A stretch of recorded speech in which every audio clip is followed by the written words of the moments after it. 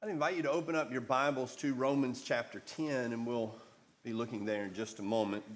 Before we get into the lesson, I just need to say a couple of things. First of all, I'll be preaching both this morning and this evening. Marshall was kind enough to jump in a couple of weeks ago when I was sick and brought forward a lesson that he was planning, and so I offered to present this evening the lesson I was going to present a couple of weeks ago. And so that's what we'll be looking at this evening. Another thing, just to mention, my ink ran out of the printer, so I don't have outlines for the children this morning. I plan to have those this evening. I'll use the other copier and get those printed out for this evening. A couple of weeks ago, about a month ago, I presented a lesson called The Righteousness of God. And we looked at that phrase and what that phrase means. And the case that I was making was that especially in the book of Romans, and tying that back to frequent usages in the Old Testament, the phrase the righteousness of God or God's righteousness is most commonly tied to the notion of God's faithful actions towards his people, that his continued fulfillment of his promises, that God does what he says, and that he is always acting in the best interest of his faithful people.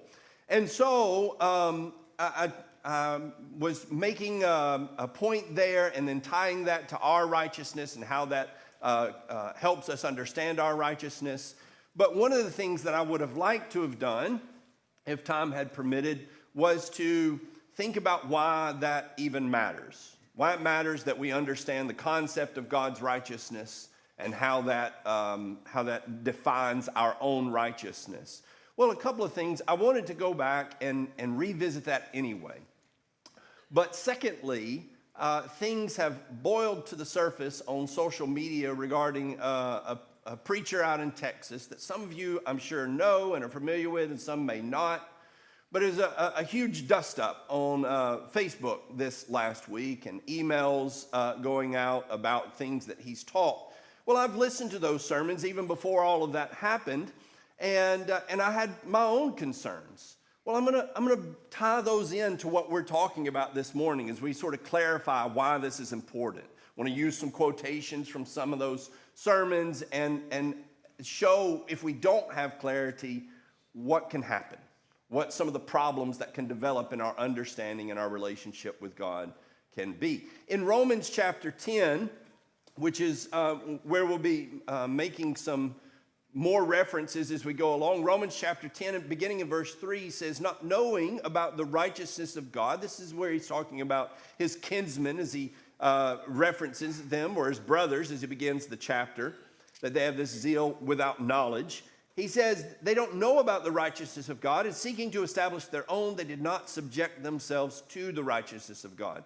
For Christ is the end of the law for righteousness to everyone who believes. Then he goes on to say, Moses writes about righteousness, which is of the law. The man who does these things shall live by them. The righteousness of faith speaks this way. And then he quotes Deuteronomy chapter 30. Do not say in your heart, who will go up to heaven? That is to bring Christ down. Or who will go down into the abyss? That is to bring Christ up from the dead. But what does it say? The word is near you, in your mouth and in your heart. That is the word of faith which we are preaching. Now, my understanding of this is that what they did not know and what they did not understand was that Jesus was accomplishing God's righteousness. He was accomplishing everything that God set out to do. He was fulfilling all of God's purposes, and he was establishing his own righteousness as the righteous God of his people by bringing everything to culmination in Christ. They did not see that, and so they went down a different path to establish righteousness rather than trusting in the Lord's and God's culmination of his righteousness in Jesus. We're going to come back to that in just a little bit. But what I'd like to do is talk for just a moment about why definitions matter. We've preached some lessons about faith and about grace and sin and works and righteousness and what all these words mean. And these sermons go back to, I believe 2021 is when I started preaching some of these word studies on grace. You can look that up and find that on our website. Those first ones were called True Grace. It's 3 sermons about that. Faith, I think, is called Saving Faith. There's 2 lessons on that. And then, of course, there's additional lessons along the way. In thinking about that, just taking the words grace and faith, one of the things that I think was helpful to me in those studies is adjusting my understanding to when you have God and man, you have grace and faith. I think the typical view is that grace is what God does towards man or what God has towards man, and faith is what man has towards God. And one of the most helpful, I think, shifts for me was understanding that not only does God have grace towards man, but man has a responsibility to show grace towards God. And not only does man have faith towards God, but that is a response of God's faith or faithfulness towards man. And so that these are both reciprocal qualities. And if we understand that, then I'm going to tell you what, it releases a lot of tension we have, I think, with some biblical passages. So for instance, maybe the most common passage I heard growing up as a point of tension with our religious neighbors was John 3:16. I don't know how many times I heard preachers saying, boy, they just love to quote John 3:16, but then they want to leave out, basically everything else. And so that was like the one passage everybody hung their hat on. And so you've got this passage that says, for God so loved the world that he gave his only begotten son, that whoever believes on him should not perish but have eternal life. And the denominational persons say, right there, you see, all it takes is belief or faith. And if we understand this definition, we say, sure. All it takes is faithfulness and loyalty and devotion to Christ. And so if we interpret that with this understanding that whosoever, not believes, I don't think that's a good translation, that whosoever is faithful to him, that whosoever is loyal, it swears allegiance to him, well then what's the problem, right? That takes away the tension if we make that an inclusive word of all the things that God expects of us. And then, of course, in a passage like Romans chapter 6 and in verse 15, where it says, shall we sin because we are not under law but under grace? May it never be. And I think what most people have done there is said, well, of course you need to try to do what God wants you to do, but understand we're not under law but under grace. And we've talked about this. Law has expectations. Grace, it's all about forgiveness. And I think it's the exact opposite. I think law has minimal expectations, and I think grace have far greater expectations. And this is illustrated throughout Christ's teaching. How many times does he talk about what some passage has said? Of course, so much of Matthew chapter 5 is this. Here's what you've heard said, but here's what the real expectation is. And it's always more. A relationship of grace is far more demanding than a relationship of law. So all of those passages that we struggle with in trying to, and sometimes maybe even run away from with our religious friends, we'll run over here and say, yes, but look at James 2. I think even within those words, you already have the things that you need to understand about the nature of this relationship with God. So it's very important. Well, as we think about God on the one hand and man on the other in our relationship with each other, I think, and these words, I think here is how the typical notion goes. That God has behaved perfectly, morally pure. And because of that, he is righteous, right? He's judged righteous because everything he's done is perfect. And particularly, that comes in the form of Jesus Christ. Now, of course, that would be true about God in all time, but it's specifically true about the incarnate God, that is Jesus Christ walking around. He broke no laws, right? He lived a perfectly, morally pure life, and therefore he was righteous. Now, I don't disagree that Jesus lived a perfect life, and I don't disagree that does mean he lived righteously. But as we look at that, the comparison is, of course, man has sinned and therefore is unrighteous. So here's the status. God works righteously. He does the work. So if we're talking about works in the works of the law, works of Moses, or just works as it's presented in various passages, God's done those. We haven't, bottom line. Right? God did all the things. We haven't done all the things. So God is righteous and we are unrighteous. So as we continue this idea then, if we have faith, that's a sort of a mental category, right? If we believe real hard, if we trust God even, maybe somebody would go so far to say, then God will act in grace towards those who have that faith. Now, as you're thinking through this scenario so far, you might be saying, I'm on board with this, right? That sounds okay so far. I think already we're inching away from what the Bible actually says. But so far we haven't said anything too egregious. Now some people will say that with regards to the faith, a Calvinist would say even the faith is not your choice, that even that is something that God is giving you by his grace. And so the whole thing's on his side. Like we would move faith over to his side and basically he just credits you with that because you've been elected, you've been chosen. But let's dial it back from that sort of extreme version. I think more typically, most religious people do believe in some form of free will and say, if you believe, if you have faith, then God will have grace. Now, what comes next?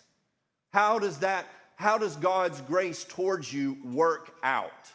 Well, what they would say is that he takes his righteousness and he moves it over to your side of the ledger.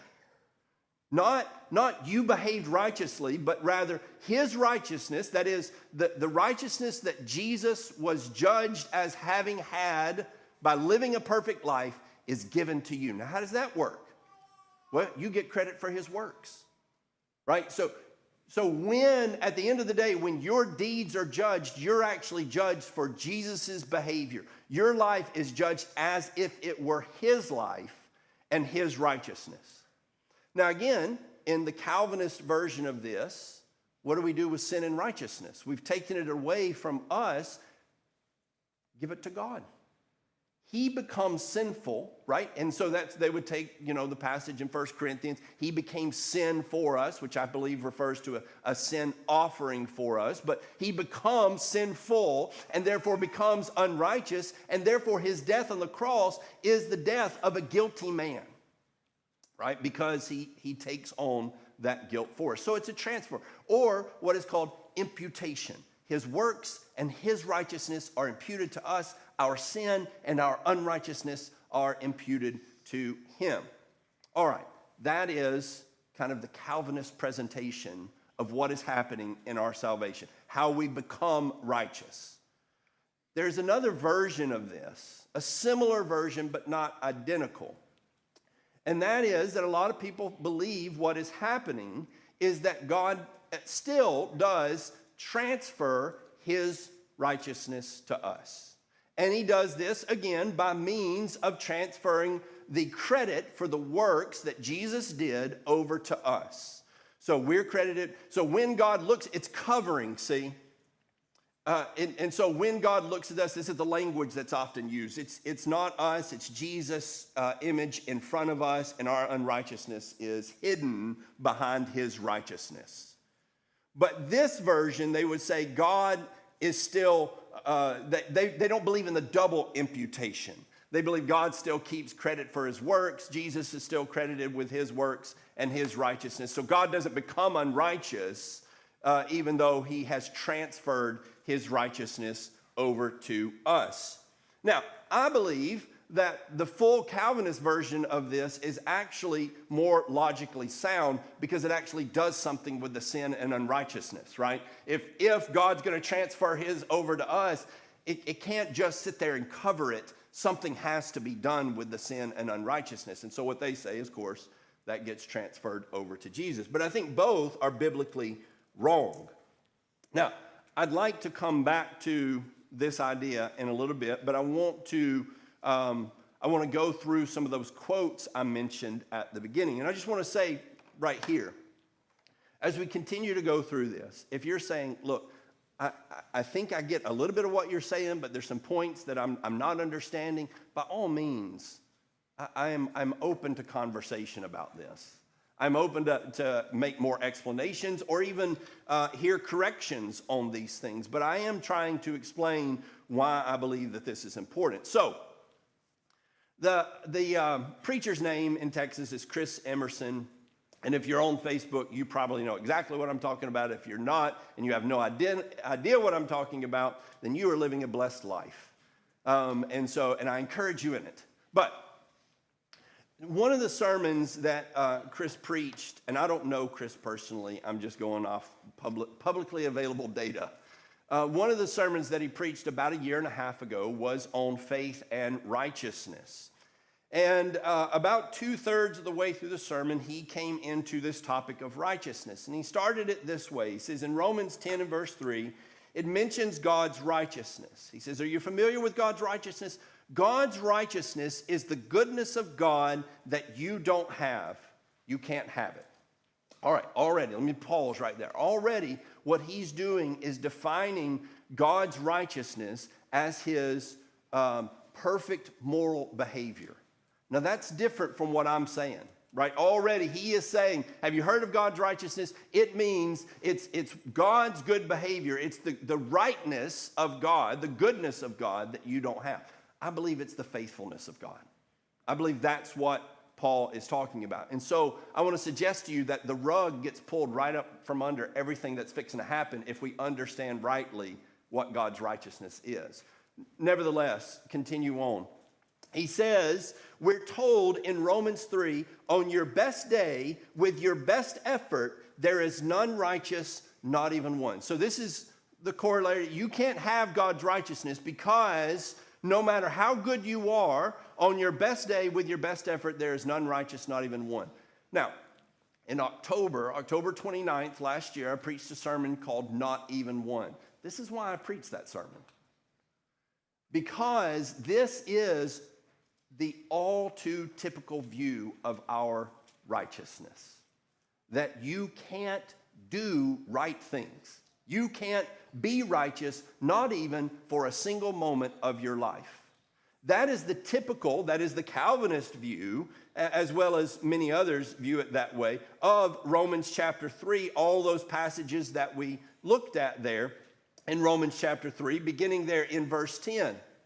But the verse 10 that he quotes here, and we talked about this back there in that lesson in October, if you go over to Psalm 14, beginning of verse 1, which is where that quotation comes from, it tells us who is being described. It says, the wicked fool says in his heart, there is no God.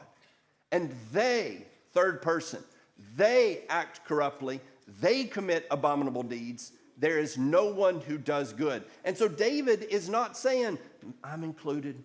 I'm just part of that rabble that says there is no God and commits abominable. No. In fact, down in verse 5, he says, those people are in great dread. Why? Because God is with the righteous generation. Well, it doesn't sound like David means that literally there's no one on the earth that's righteous. He means among this set of people, there's nobody righteous. But I don't belong to that set of people, he's saying. That's not me. And so this notion that this interpretation here of Romans chapter 3 as a commentary on all mankind, no matter what you do, is not in keeping with Romans 3. And more importantly, it's not in keeping with the original context of Psalm 14 that it's taken from. So, this is problematic. Well, he goes on.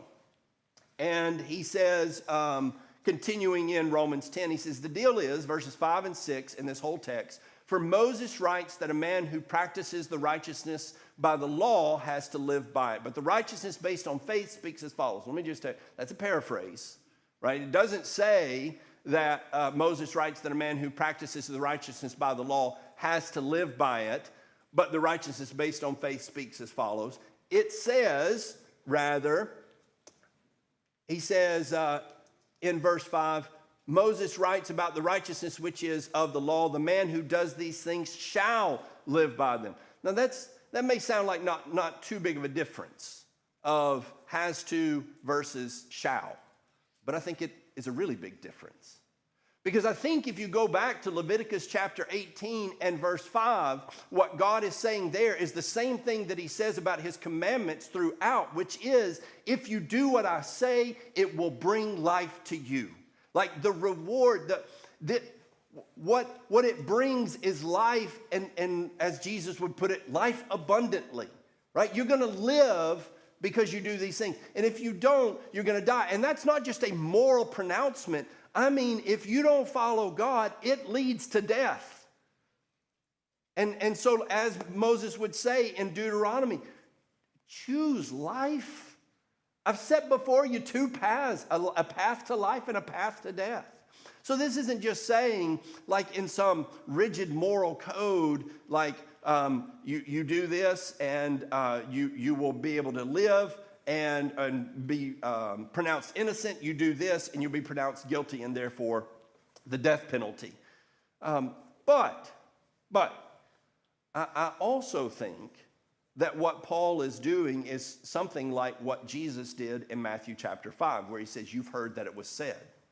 And then he goes on to give further explanation, because the next thing that Moses does is the next thing that Paul does is goes on to quote more of Moses. It doesn't say Moses got it all wrong. He says, let me tell you what else he said. And so I think that clarifies their understanding, or ought to clarify their understanding. But here's what Chris Emerson said. He said, here's what he's saying. The righteousness based on faith speaks as follows. Here's what he's saying. And so he goes on to, well, I would say paraphrase. That's what he's trying to do, is paraphrase the next couple of verses. He says, if you will trust God, now listen carefully, if you will do everything you can to obey Jesus, now I already told you can't throw that out, I will put my righteousness on you. That's amazing. God will see you as righteous as he is. You see, I will transfer my righteousness over to you. Now, that's going to become more clear in just a moment. But that's not what the text says at all. It does not. It says, don't say, do not say in your heart, who will go up into heaven, that is to bring Christ down, or who will go down to the abyss, that is to bring Christ up. And if you go back to Deuteronomy chapter 30, we see he's talking about the law or the commands. Don't say, where are we going to go find out? It's right there in front of you. This is not even a good misrepresentation of what these verses. It's just nowhere in the same neighborhood of what Paul says there.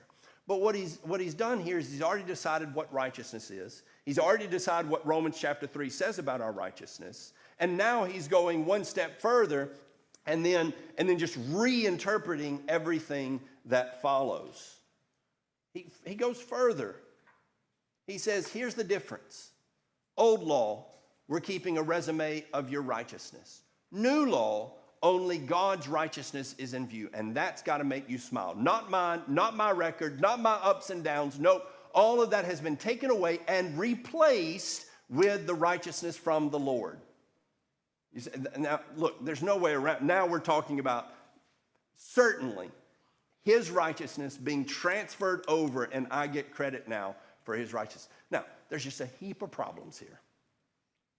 First of all, he is pitting the Old Testament against the New Testament in a way that Paul is not doing. He is acting like Moses is the antithesis, and Moses' words are the antithesis of Christ. When in Romans chapter 10 and verse 4, it says Christ is the end of the law, what that means, that word end, it's like the termination point, not like Christ came and ended the law, but rather it was the natural conclusion of everything that the law was saying.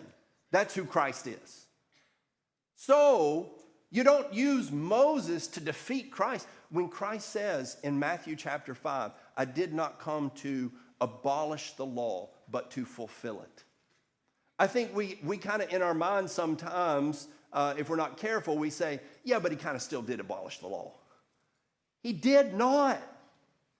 he brought it to its fullest conclusion. It explodes into that manifested righteousness of God in Christ. And so Paul's next words aren't to say, Moses said this, but Jesus said this. He says, Moses did say this.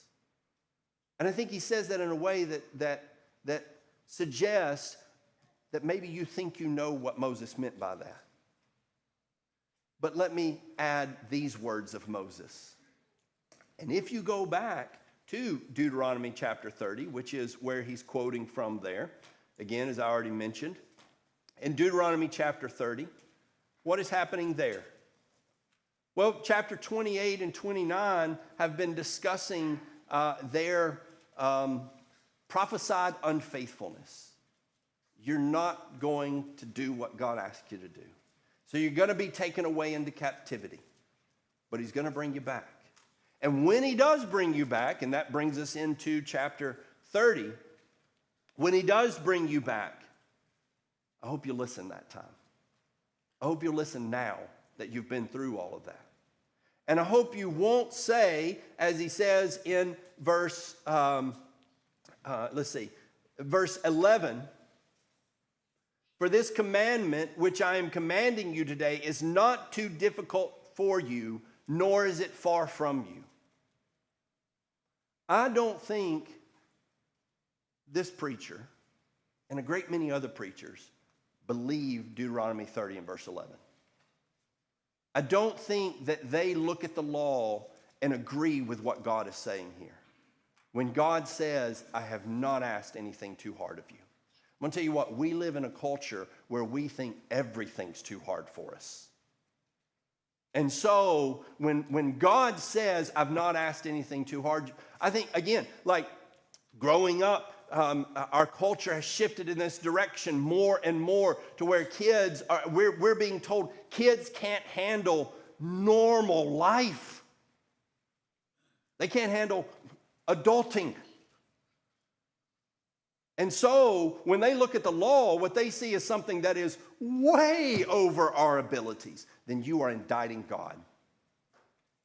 And you are saying God is a cruel tyrant who expects of his people what they could never give. And God says it's not true. It's a story you tell yourself. Nothing God asks is too hard for you. That's the context that Paul is using to say in verse 6, not, I will put my righteousness on you. No, he's saying righteousness is not so far away as you people pretend it is. It's right there in front of you. And you want to act like it's this big, impossible hurdle that in no way could you overcome. And I think the rest of chapter 10 bears that out, because what he continues to say, what he continues to illustrate is that Israel, unfaithful Israel, is like, how could we know? And he's like, it's everywhere. Isaiah's been saying this forever. Moses said it. How could you possibly say we didn't know? And if nothing else helps, look at the Gentiles. They got it. And they're new to the game. And so this is just, it's about interpretation. Well, finally he says, seek first his righteousness. I want his righteousness. I want his, and then he says this, imputed is a word we use. I want his goodness laid upon me. Seek ye first his kingdom and his righteousness, and God will take care of everything. Now, here is a man who has adamantly said repeatedly, I do not believe in imputed righteousness. You did one day. I don't know about the rest of them, and I don't know if you've changed your mind, but that day you seem to have. You said, this is a word we use sometimes. And I think what he would say is, look, whatever word you want to use, I don't believe in the whole doctrine of Calvinist, and he doesn't. I don't think he does believe in that sort of double imputation. But you believe God is transferring his righteousness over to us. You can use transfer, you can use imputed, you can use whatever you want to, but it comes from a false premise at the very start. That first of all, doesn't understand what God's righteousness is, and then second of all, doesn't understand how God makes us righteous. And I just want to say, this right here is why I preach on grace and faith and works and righteousness and sin and what those words mean, because not only do you have somebody like this who has a lot of influence, has a podcast, has a lot of listeners, you got a guy like this preaching this message, but what I saw in response this week was basically when these quotes were being fed out, people were like, what's wrong with that? Lots of people, lots of gospel preachers. One comment I saw, people said this is neo-Calvinism, and somebody said, I looked up neo-Calvinism, I'm just not sure what the problem is. And I think that's what a lot of people think, is that basically a lighter form of Calvinism. Calvinism just goes too far, but a lighter version of it is kind of what I believe. And I think it's because we lack clarity. I just want to say that at the end of this sermon,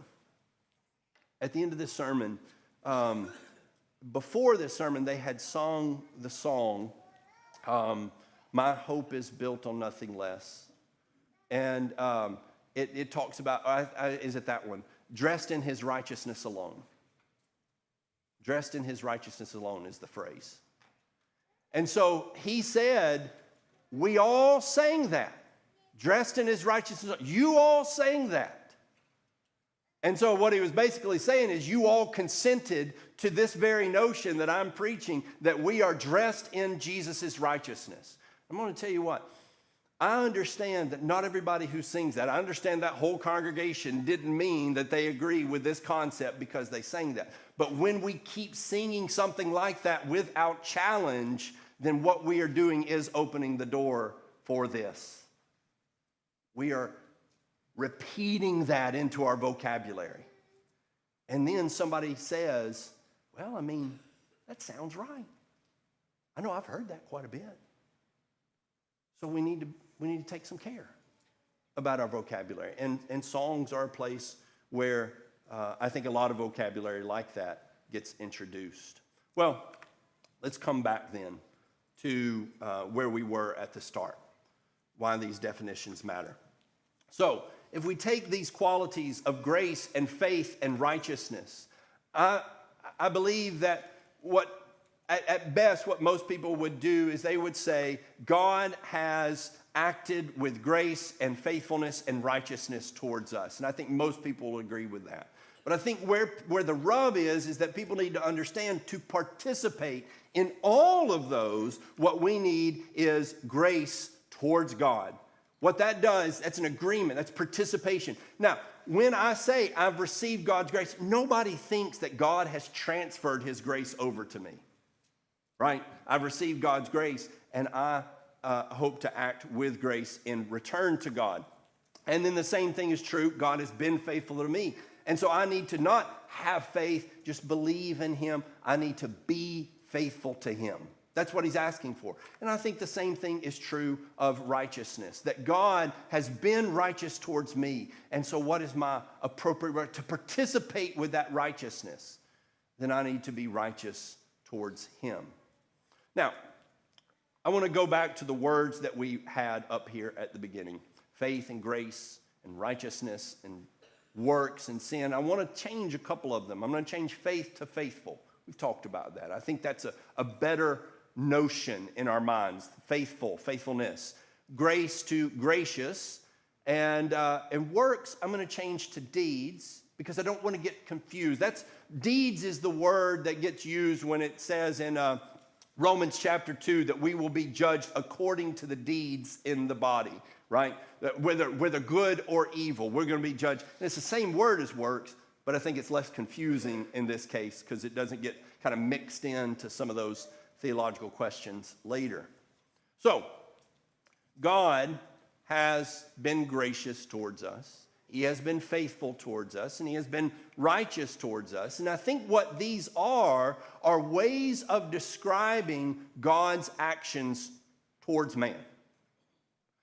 It's not that God has, like righteousness is not this moral category over here that can be transferred over. It's the way we describe how God behaves towards us.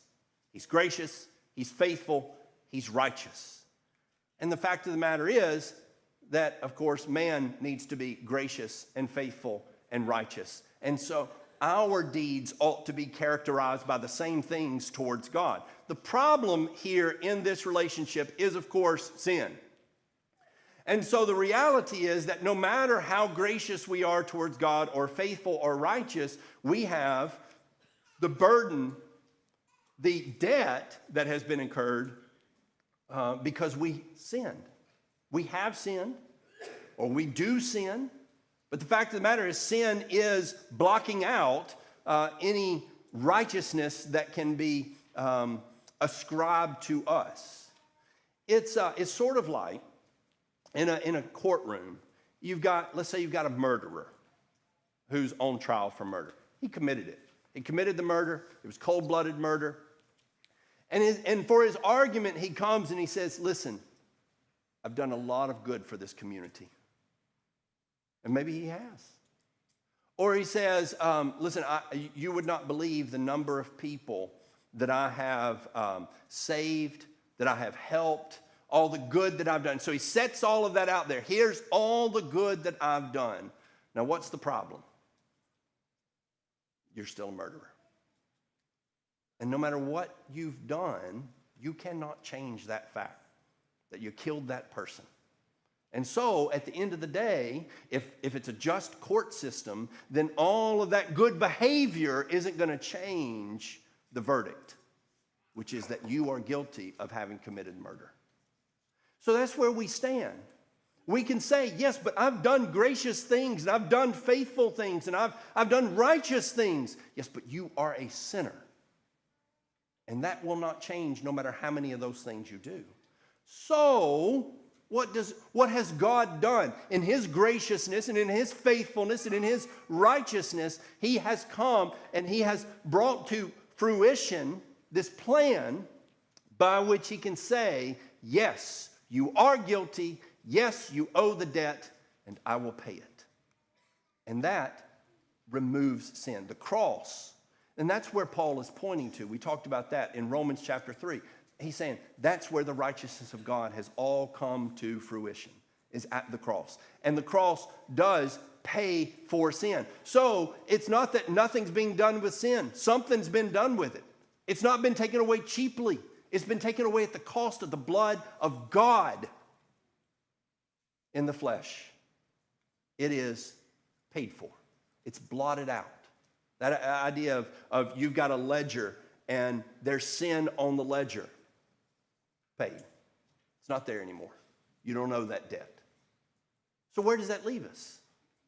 It leaves us with only gracious, faithful, righteous deeds.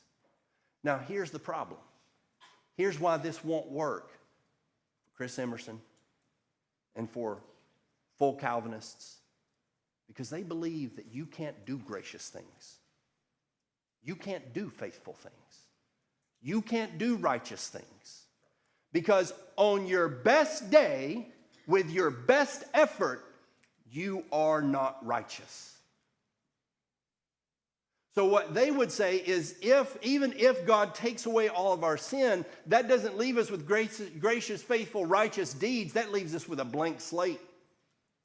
We got nothing. So we got to have his actions.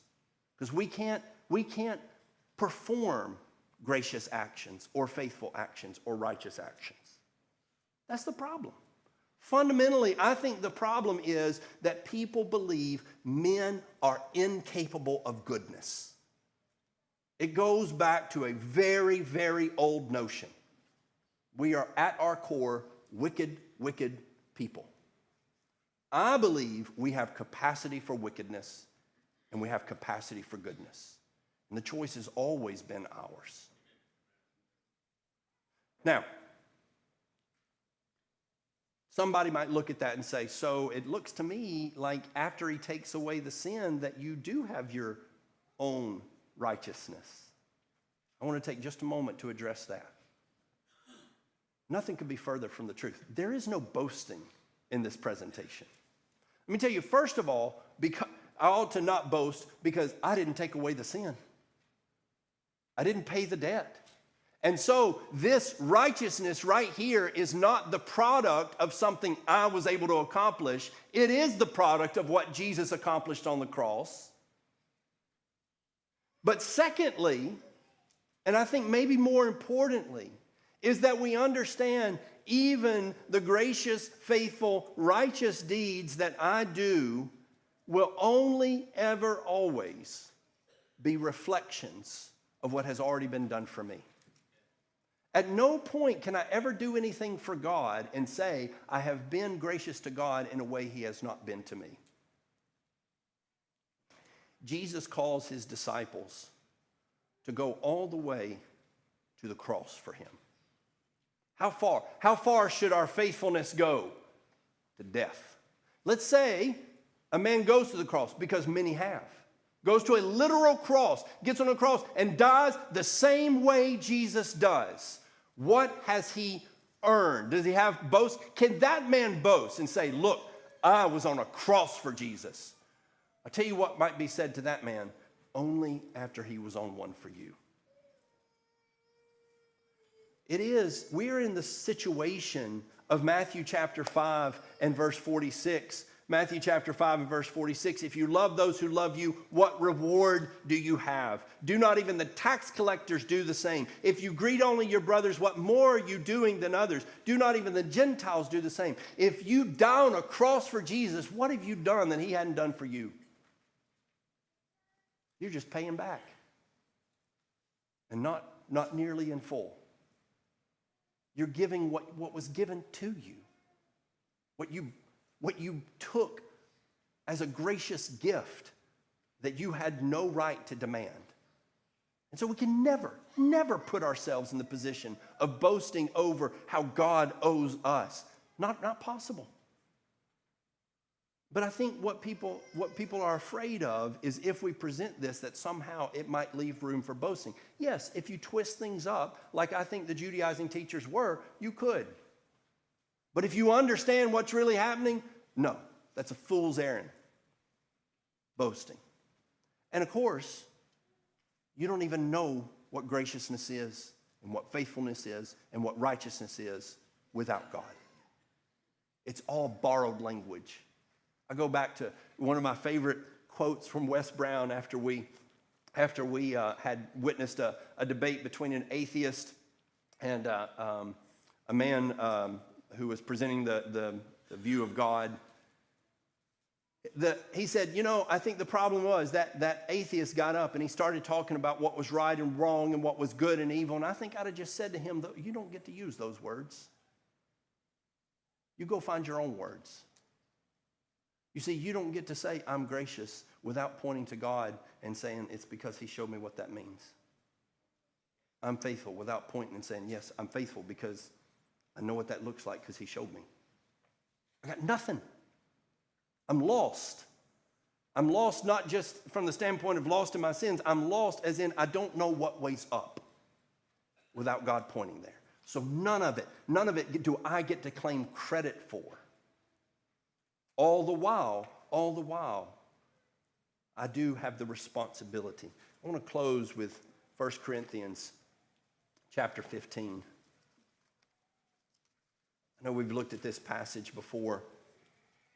1 Corinthians chapter 15 and verse 10, Paul says, but by the grace of God, I am what I am. And his grace toward me did not prove vain, but I labored more than all of them. Yet not I, but it was the grace of God with me. I want to suggest to you that here in this passage is so much help in understanding this notion. I do not get to claim anything but that I am here because of God's grace. But his grace towards me did not prove vain because I worked hard. And he says, labored harder than all of them. But now, don't misunderstand. That's not credit. That may be credit to me in comparison to that guy who didn't work, who did make God's grace vain in his life and made it useless. And I think there are a great many people who refuse to participate, and so they make everything God has done vain. What a terrible thing. How do you make it not vain? You work hard. And then at the end of all that work, you say, but he gets all the credit. Because without his grace, all of your work would be vain. But without your work, yes, his grace will be vain. And so, it's a participatory relationship. One in which he holds all the cards. But he leaves the choice up to us and how we will respond. This is why I think this is so important. Because I think at the end of the day, that message, no matter how many times they say, yes, but you still got to do stuff, that message at its logical conclusion means, no, you do not. Now they could say, but I said you still have to do stuff. But then you went and logically said you don't. So you can make your protestations. But the reality is you said people will still be saved even if they don't obey. And that's just not what the Bible says. So putting all of that together, I hope you understand that our salvation is a matter in which we bear a great deal of responsibility. Do you want to be righteous? Then look to the one who is righteous and learn. He will not give you his righteousness, but he will be righteous towards you. And he will never fail, and that is exactly what we need. Do you need to accept his grace and his faithfulness and his righteousness? Come and learn how to be gracious and faithful and righteous. If anyone needs to respond to that invitation, come while we stand and while we sing.